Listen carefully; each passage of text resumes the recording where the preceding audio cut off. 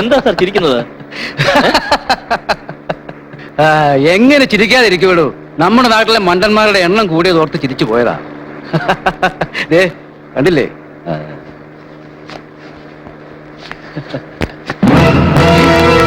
എന്റെ ഈശ്വരാ, എന്റെ പണം പോയല്ലോ. എന്റെ പണം, എന്റെ പണം പോയല്ലോ. എന്റെ പണം, എന്റെ പണം പോയല്ലോ. വണ്ടി തിരിച്ചു വിടും, വണ്ടി തിരിച്ചു വിടാൻ. രാവിലെ ജലപാനം കഴിക്കാതെയായിരുന്നു ആൾമാറാട്ടം. വല്ലാത്ത ക്ഷീണം. നിനക്ക് ക്ഷീണമില്ലേ? ഒരു കത്തി ഊരടാ. അയ്യ, ആ ഗോതമ്പോ അങ്ങെടുത്തേളാ. ഇനി ആ പൊതി കഴിച്ച് അവന്റെ രൂപ എത്ര ഉണ്ടോ നോക്ക്.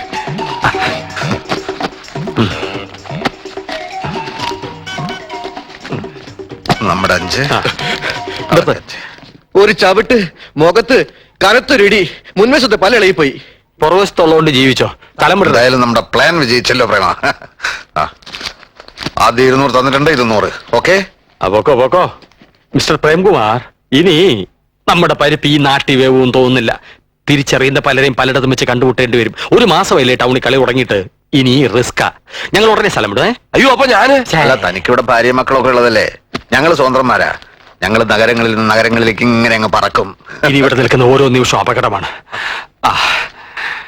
ചെയ്ത സഹായങ്ങൾക്ക് നന്ദി. ഭൂമി വരേണ്ടതാണല്ലോ. നമുക്കിനി എവിടെയെങ്കിലും വെച്ച് കാണാം. Good bye. പോ. അയ്യോ, അവന്മാരെന്നെ പറ്റിച്ച്. ഓടിവായോ നാട്ടുകാരെ, ഓടിവായോ. അവന്മാരെന്നെ പണം പറ്റിച്ചു. എന്റെ പണം പറ്റിച്ചു കളഞ്ഞേ. എനിക്ക് ആരാന്നറിയില്ല. എനിക്ക് ഞങ്ങൾക്കറിയില്ല ആരാന്നുള്ള. അവന്മാര് പറ്റിച്ചല്ലേ, എന്നെ പറ്റിച്ചവന്മാര്. എന്താ മകളെ? നിന്നെ തപ്പി തരടാ ഞാൻ നടന്നേ. സാർ, എനിക്കൊന്നും അറിയില്ല. നിന്നെ ഞാൻ അന്വേഷിച്ച് നടക്കാതെ ഒരു കാലം കുറയായി. കോളേജ് പിള്ളേർക്ക് കഞ്ചാവ് വിറ്റും ചന്ത ചാരായ കച്ചവടം നടത്തി കട്ട് മോട്ടിച്ച് നടക്കുന്ന നിന്റെ വേലത്തിന് ഞാൻ നടത്തൂല. നുണ പറഞ്ഞ് രക്ഷപ്പെടാമെന്ന് കരുതണ്ട. നിന്നെ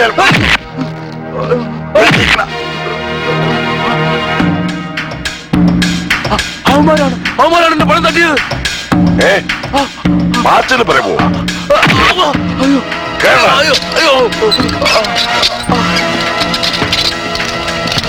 റാസ്കൽ, കൊല്ലു നിന്നെ. സാർ, പിടികിട്ടാ പുള്ളി ഒരാളെ കിട്ടി സാർ. അല്പം ബുദ്ധി ഉപയോഗിക്കേണ്ടി വന്നു. ഇനി എന്റെ ബുദ്ധി പ്രവർത്തിക്കാൻ പോകുന്നത് ഈ പാച്ചനും പരമുനും വേണ്ടിയാണ് സാർ. അവർ ഈ നഗരത്തിലുണ്ട്. തന്നോട് ആര് പറഞ്ഞു? ആരും പറയണ്ട സാർ. കമ്പ്യൂട്ടർ ഘടിപ്പിച്ച റഡാറാണ് ഈ ബുദ്ധിയിൽ.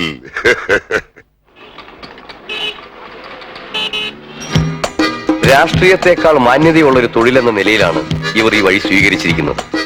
ഇവരാൽ കബളിപ്പിക്കപ്പെട്ടവർ അസംഖ്യം. പോലീസ് രേഖകളിൽ ഇവർ അറിയപ്പെടുന്നത് പാറശാല പാച്ചൻ, പയ്യന്നൂർ പരമു എന്നീ പേരുകളിലാണ്. പക്ഷേ ഇവരുടെ യഥാർത്ഥ പേരുകൾ എന്താണെന്ന് ഇവർക്ക് തന്നെ നിശ്ചയമുണ്ടോ എന്നറിയില്ല. പല പേരുകളിൽ, പല വേഷങ്ങളിൽ, പല നാടുകളിൽ പുതിയ പുതിയ ചെപ്പടി വിദ്യകളുമായി ഇവർ പ്രത്യക്ഷപ്പെട്ടുകൊണ്ടിരിക്കുന്നു.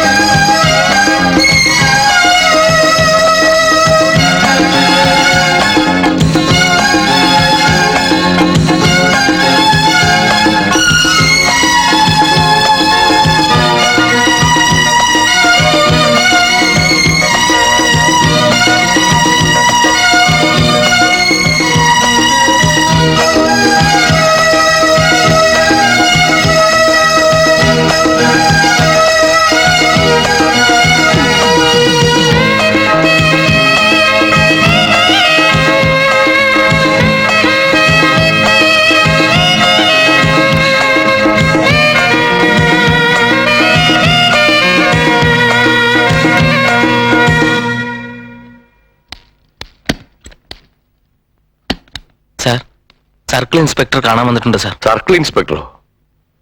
എന്തിനാണാവോ? വരാൻ പറയൂ.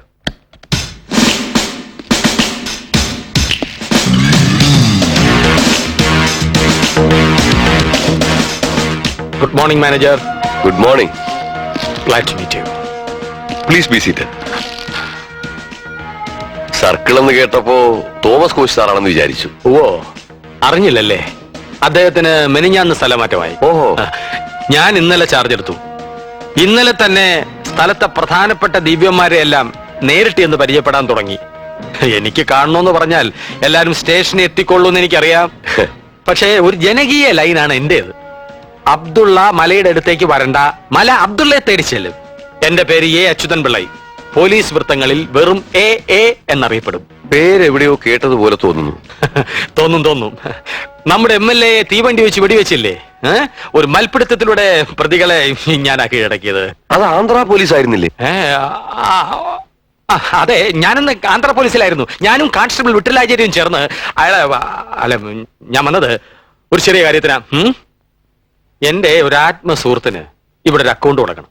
കൊള്ളാവുന്ന ഒരാൾ ഇൻട്രൊഡ്യൂസ് ചെയ്താലല്ലേ നിങ്ങൾ അക്കൗണ്ട് കൊടുക്കൂ. പോരാത്തതിന് ഇപ്പൊ ആളിന്റെ ഫോട്ടോയും വേണം. അതെ, കൊണ്ടുവന്നിട്ടുണ്ട്. തങ്ങളെ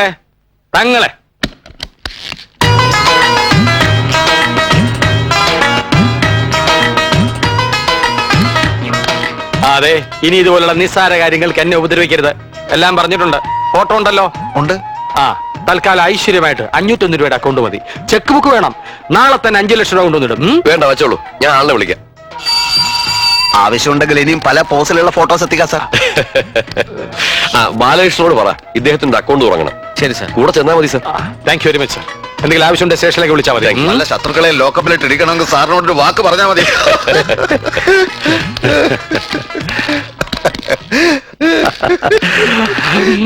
ഒരു ചാൻസ് കിട്ടി അത് ഓവറാക്കും അല്ലടാ ഫൂൾ.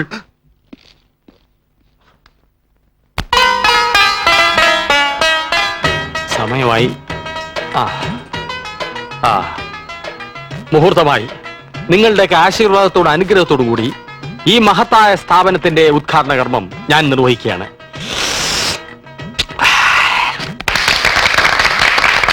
പ്രിയപ്പെട്ടവരെ, ഈ നിൽക്കുന്ന സർക്കിൾ ഇൻസ്പെക്ടർ ഒരു വലിയ മനുഷ്യനാണ്. ഒരു വലിയ മനസ്സിന്റെ ഉടമയാണ്. ജനസേവനം. ഏതു നേരത്തും ഈ ഒരു ചിന്ത മാത്രമേ ഇദ്ദേഹത്തിനുള്ളൂ. താൻ സർക്കിളായിരിക്കുന്ന സ്ഥലത്തെ ജനങ്ങൾ സാമ്പത്തിക ഞെരുക്ക് അനുഭവിക്കാൻ പാടില്ല. അതുകൊണ്ടാണ് ഇങ്ങനൊരു സ്ഥാപനം ഇവിടെ ആരംഭിക്കാൻ അദ്ദേഹം എന്നോട് ആവശ്യപ്പെട്ടത്.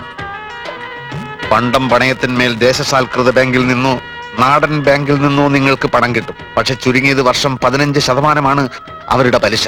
പക്ഷെ നിങ്ങൾ ഞെട്ടരുത്, ഇവിടെ കേവലം 5% മാത്രമാണ് പലിശ.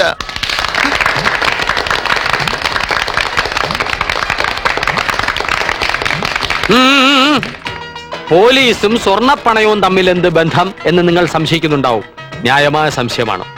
ഞാനൊന്ന് ചോദിക്കട്ടെ, എന്താണ് പോലീസിന്റെ ജോലി? ക്രമസമാധാന പാലനം. എന്തുകൊണ്ട് ഒരു സ്ഥലത്ത് ക്രമസമാധാനം തകരുന്നു? അത് നിങ്ങൾ ആരെങ്കിലും ചിന്തിച്ചിട്ടുണ്ടോ? ഭക്ഷണം, വസ്ത്രം, പാർപ്പിടം, ഇങ്ങനെയുള്ള പ്രാഥമിക ആവശ്യങ്ങൾക്ക് പോലും പണമില്ലാതെ വലയുന്ന ഒരു ജനത എങ്ങനെ സമാധാനം പാലിക്കുമെന്നാണ് ഞാൻ ചോദിക്കുന്നത്. പട്ടിണി കൊണ്ട് വലയുന്നവനെ ലാത്തിവിശി അടിച്ചിട്ട് കാര്യമില്ല. അവന് പണം വേണം, അത് കൊടുക്കണം. കൊടുത്താൽ ക്രമസമാധാനം താനേ വരും. ബുദ്ധിയുള്ള പോലീസർ അത് മനസ്സിലാക്കണം. ഞാനത് മനസ്സിലാക്കി. അതുകൊണ്ടാണ് ഈ സ്ഥാപനം ഇവിടെ തുടങ്ങാൻ എന്റെ ആത്മമിത്രമായ മോയൻകുട്ടി തങ്ങളെ ഞാൻ ഇവിടെ വരുത്തിയത്. ഒന്നു മാത്രമേ തങ്ങളോട് ഞാൻ ആവശ്യപ്പെട്ടിരുന്നുള്ളൂ. അമിത പലിശ വാങ്ങി എന്റെ ജനങ്ങളെ പിഴിയരുത്. എന്നാൽ ഇപ്പോഴിതാ ഈ തങ്ങൾ എന്നെ ഞെട്ടിച്ചിരിക്കുന്നു. വെറും 5% അത്രേ പലിശ. നിങ്ങൾ വലിയവനാണ് തങ്ങൾ.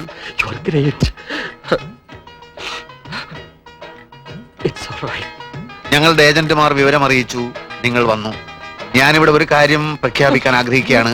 ഈ ഉദ്ഘാടന ദിവസം തന്നെ സ്വർണം പണയം വെക്കുന്നവരിൽ നിന്ന് 5% അല്ല, വെറും 4% മാത്രമേ ഞങ്ങൾ പലിശ വാങ്ങൂ. എങ്കിൽ ആരംഭിക്കാം. വരൂ. Queue please, Q.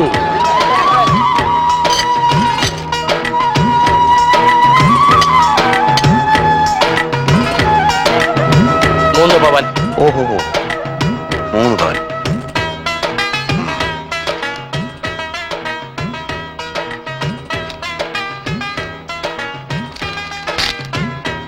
അല്ല, ചെക്കോ? തങ്ങൾ പണം കൊണ്ട് നടക്കാറില്ല. 50 ലക്ഷം രൂപ ബാങ്കിൽ ഇട്ടിരിക്കുകയാണ്. ചെക്കുമായി എല്ലാവരും